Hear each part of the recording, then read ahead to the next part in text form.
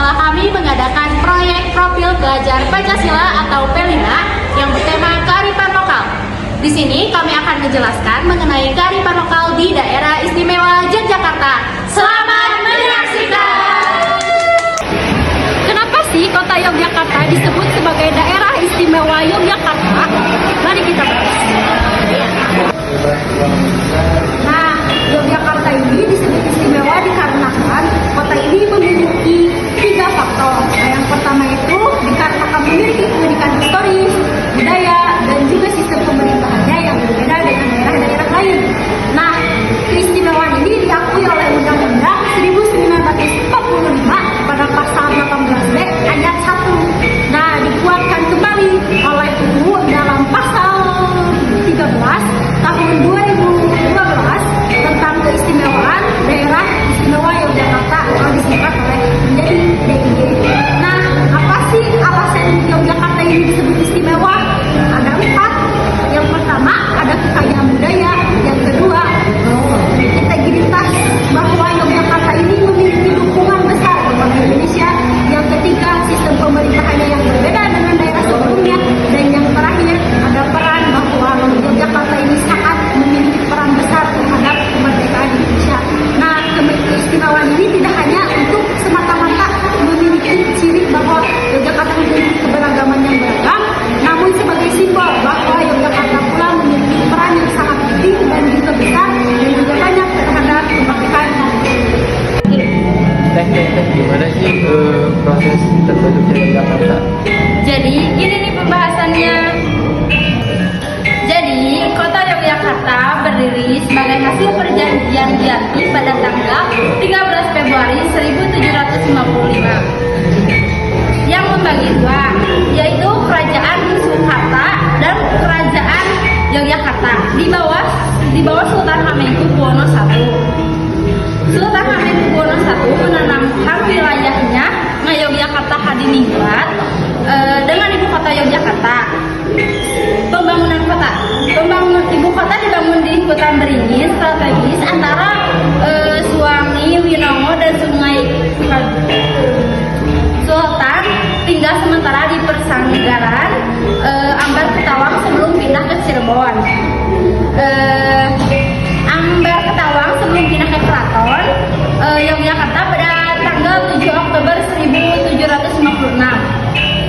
Terus Yogyakarta dalam Republik Indonesia setelah proklamasi 1945 Sultan Hamengkubuwono IX dan Paku Alam 8 menyatakan wilayah Kesultanan dan Paku Alam sebagai bagian Republik Indonesia. Pada 5 September 1945 mereka mengumumkan Yogyakarta sebagai daerah istimewa. Yogyakarta sebagai daerah otonomi berdasarkan Undang-Undang Nomor 17 Tahun 1947. Wali kota pertama adalah Insinyur Muhammad Enoch, diikuti oleh Mr. Sven Darisman Deor Kusumo pada 1958. DPRD Kota Yogyakarta sesuai Undang-Undang Nomor 22 Tahun 1999. Mereka adalah raja-raja yang pernah memerintah daerah istimewa Yogyakarta. Yaitu yang pertama adalah dari Sultan Hamengkubuwono I dari 1755 sampai 1792. Yang kedua ada Sri Hamengkubuwono II dari 1792 sampai 1828. Yang ketiga ada dari Sultan Hamengkubuwono III dari 1810 sampai 1814. Yang keempat ada dari Sultan Hamengkubuwono IV dari 1814 sampai 1822. Yang kelima ada dari Sultan Hamengkubuwono V dari 1823 sampai 1825. Dan yang keenam ada Sri Sultan Hamengkubuwono VI dari 1855 sampai 1857. Dan yang ketujuh ada Sri Sultan Hamengkubuwono itu yaitu dari 1810 sampai 1921. Dan yang kedelapan ada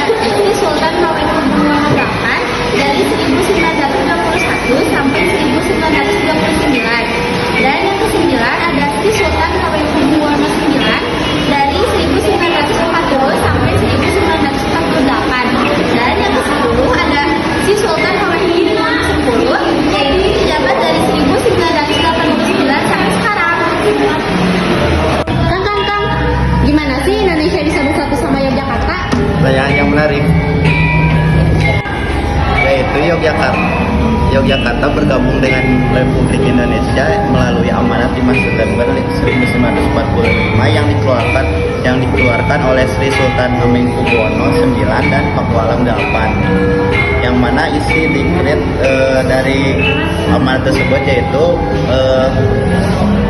Sri Sultan Hamengkubuwono. Kamu tahu gak sih kearifan lokal yang ada di Jakarta? Nggak tahu. Yang pertama, sekaten. Sekaten adalah upacara adat yang diadakan untuk memperingati kelahiran Nabi Muhammad SAW. Dilaksanakan setiap tahun di alun-alun utara Keraton Yogyakarta.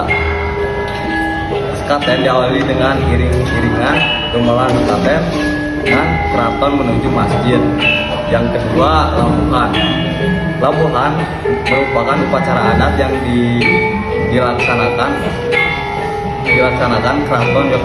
oleh Keraton Yogyakarta di pantai Parangkusumo dan Gunung Merapi, bertujuan untuk memohon keselamatan dan kesejahteraan bagi Sultan dan seluruh rakyatnya.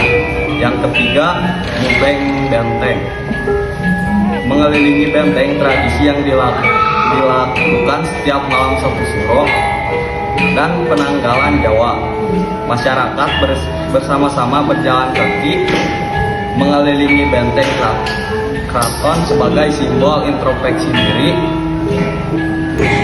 Kearifan lokal di daerah istimewa Yogyakarta mencerminkan nilai-nilai budaya, adat, dan tradisi yang kaya, seperti penghormatan terhadap alam, gotong royong, serta prinsip kerukunan dan kebersamaan dalam masyarakat. Untuk menjaga kearifan lokal tersebut, penting untuk melestarikan tradisi melalui pendidikan, kolaborasi dengan generasi muda, serta mempromosikan kesadaran dan apresiasi terhadap budaya lokal di tengah perkembangan zaman. Itu tadi merupakan rangkuman dari P5 mengenai kearifan lokal pada tahun 2024. Kami kelompok 3 pamit undur diri. Terima kasih. Wassalam.